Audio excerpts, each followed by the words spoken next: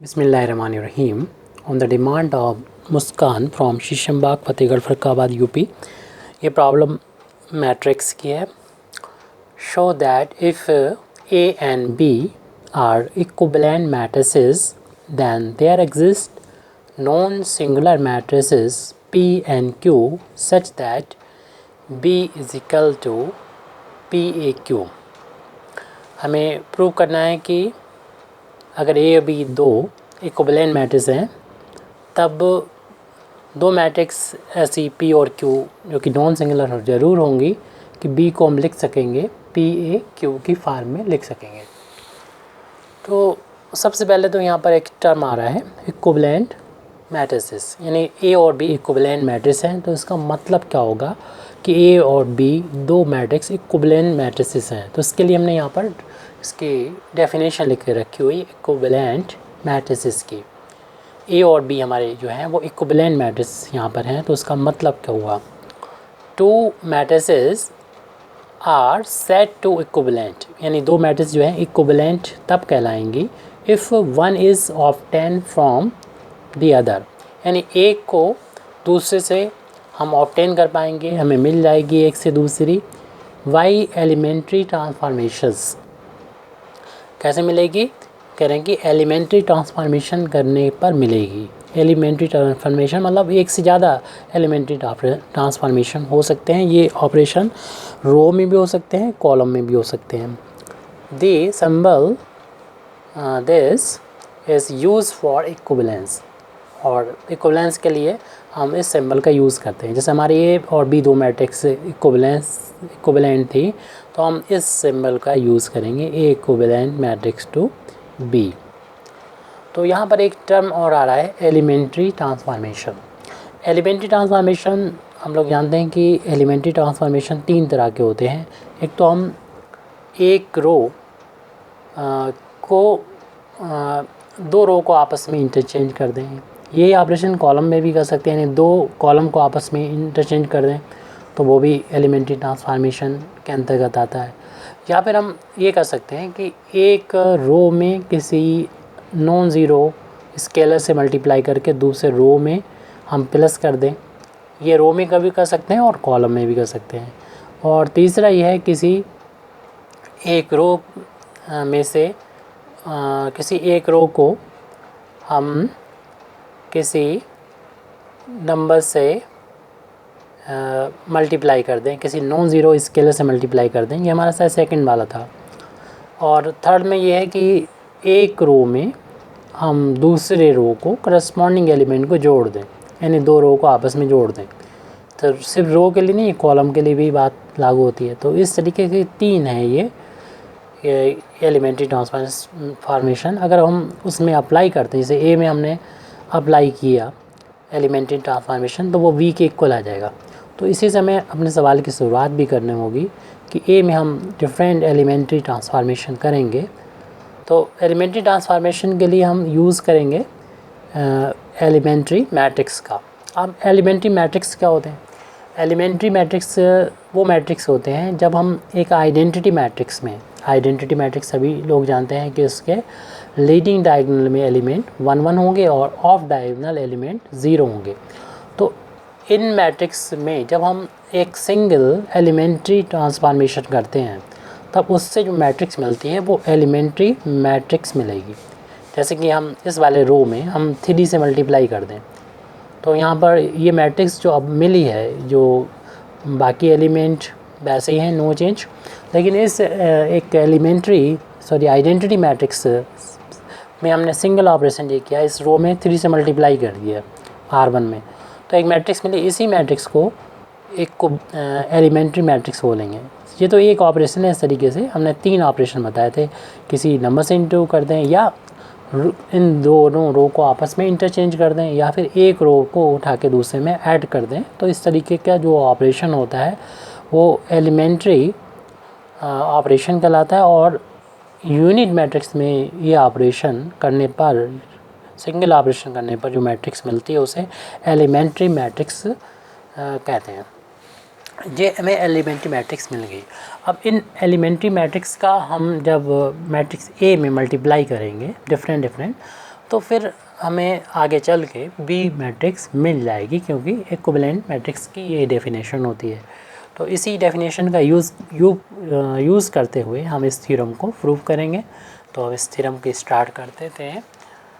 If यानी हमको दे रखा है इफ़ मैट्रिक्स, अगर ऐसा हो कि matrix A and B are equivalent, अगर ऐसा होता है, और ऐसा तो है ही, क्योंकि हमें बता दिया गया है कि ए और बी मैट्रिक्स जो है वो इक्विवेलेंट है। If A and B matrix are equivalent, hence इसलिए the matrix B can be obtain, यानी बी हमको मिल जाएगी, ऑब्टेन हो जाएगी।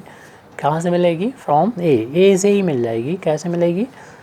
By the application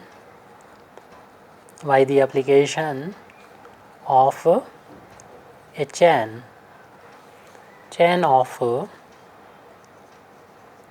elementary matrices, means of appropriate order, यानी इस ऑर्डर की मैट्रिक्स हमें चुनना होगी एलिमेंट्री मैट्रिक्स की, उनका बी से ए से प्रोडक्ट हो सके, या रिजल्टेंट मैट्रिक्स आई उससे प्रोडक्ट हो सके। तो फिर हम इसे कह सकते हैं कि ए मैट्रिक्स थी, और हमने इसमें एलिमेंट्री ऑपरेशन करने के लिए एलिमेंट्री जो मैट्रिसेस हैं उनका इसमें मल्टीप्लाई किया। तो इसमें जो मल्टीप्लाई किया, माना कि पहले P1 से किया तो ये चेंज हुआ कुछ, फिर हमने दूसरी मैट्रिक्स कॉलम में अगर चेंज करना चाह रहे हैं तो हमने यहाँ पर Q1 से मल्टीप्लाई कर दिया। इसी तरीके से रो में चेंज करना चाह रहे हैं, P2 से चेंज कर दिया। और हम धीरे धीरे जैसे जैसे हम रो और कॉलम में मल्टीप्लाई करते जाएंगे, वैसे वैसे हम इस मैट्रिक्स की तरफ बढ़ेंगे। वो मैट्रिक्स V है, क्योंकि ए मैट्रिक्स बी के इक्विवेलेंट है। तो ए में हम डिफरेंट एलिमेंट्री ट्रांसफॉर्मेशन करते रहेंगे, और हमको जो मैट्रिक्स है वो मिलती रहेगी। तो यहाँ पर P1 P2 P3 and so on, Pn से मल्टीप्लाई कर दिया, और इस तरीके से यहाँ पर Q1 Q2 और Q3 और Qm से मल्टीप्लाई कर दिया। तो यहाँ पर जो मैट्रिक्स ये यहाँ पर हमने ली हैं P1 P2 P3, वो सारी एलिमेंट्री मैट्रिसेस हैं। एलिमेंट्री मैट्रिक्स के बारे में बता चुके हैं, और Q1 Q2 Q3 Qm भी एलिमेंट्री मैट्रिक्स हैं। तो एलिमेंट्री मैट्रिक्स वो मैट्रिक्स होती हैं जो हमारी आइडेंटिटी मैट्रिक्स में किसी सिंगल एलिमेंट्री ट्रांसफॉर्मेशन करने से मिलती हैं, और ये ए के साथ में जब हम उनका ऑपरेशन करेंगे तो हमें आगे चल के हमें इसकी वैल्यू बी के बराबर मिल जाएगी। अब हम लोग को ये भी जानते हैं, जो हमने एलिमेंट्री मैट्रिक्स ली हैं ये कभी सिंगुलर नहीं होती, इनकी वैल्यू कभी भी, इनका डिटर्मिनेंट अगर निकाला जाए P1 P2 P3 का, कभी ज़ीरो नहीं आएगी। इसलिए Q1 Q2 Q3 इनमें से भी किसी का भी डिटर्मिनेंट ज़ीरो नहीं आएगी, यानी ये सारे नॉन सिंगुलर होती हैं। तो इनका जब मल्टीप्लिकेशन करेंगे तो वो भी, यानी इनका प्रोडक्ट जो ले रहे हैं उस वो प्रोडक्ट भी जो होगा वो कभी भी ज़ीरो नहीं आएगा, ज़ीरो मैट्रिक्स नहीं आएगा। तो इस तरीके से हम कह सकते हैं कि इस वैल्यू को हम सभी का अगर मल्टीप्लाई करें तो बी मैट्रिक्स को, यानी हम इस तरीके से लिख सकते हैं कि ये अगर मान लें सब प्रोडक्ट P आ रहा है मैट्रिक्स, और इसका A, इसका Q आ रहा है, तो B को हम ऑब्टेन कर सकते हैं A से बाई P और Q से मल्टीप्लाई करते हुए प्री एंड पोस्ट, और एक मैट्रिक्स मिल जाएगी। जहाँ पर हमें ये बताना पड़ेगा P और Q के बारे में कि P और Q क्या है। तो हम बता दें यहाँ पर कि जहाँ पर वेयर P जो है वो हमें तब मिला था जब हमने इनका मल्टीप्लिकेशन किया था, यानी Pn and so on P3 P2 P1 का। इसी तरीके से Q मिला था हमें Q1 Q2 Q3 Q4 और Qm का।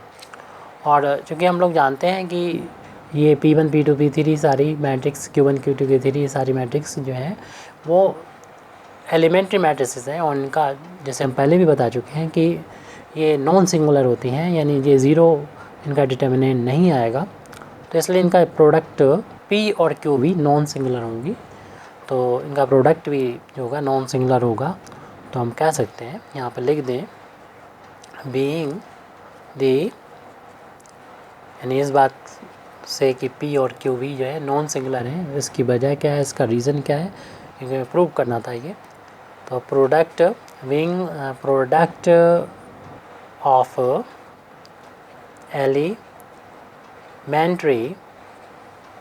मैट्रिसेस आर नॉन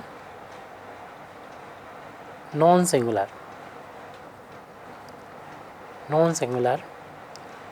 मैट्रिसेस, यानी जिन मैट्रिक्स का डिटर्मिनेंट लेने पर ज़ीरो के इक्वल ना है उसे बोलेंगे नॉन सिंगुलर मैट्रिसेस। तो ये हमको प्रूव करना था कि B को ऑब्टेन कर सकते हैं हम P और Q के फॉर्म में, और P और Q होना चाहिए नॉन सिंगुलर मैट्रिक्स कहते हैं। और नॉन सिंगुलर का मतलब मालूम है हमको, उन मैट्रिसेस को बोलते हैं जिनका डिटर्मिनेंट लिया जाए तो वो ज़ीरो के इक्वल ना हो। Thank you very much Indeed for listening me. व आखिर दावाना अल्हम्दुलिल्लाहि रब्बिल आलमीन।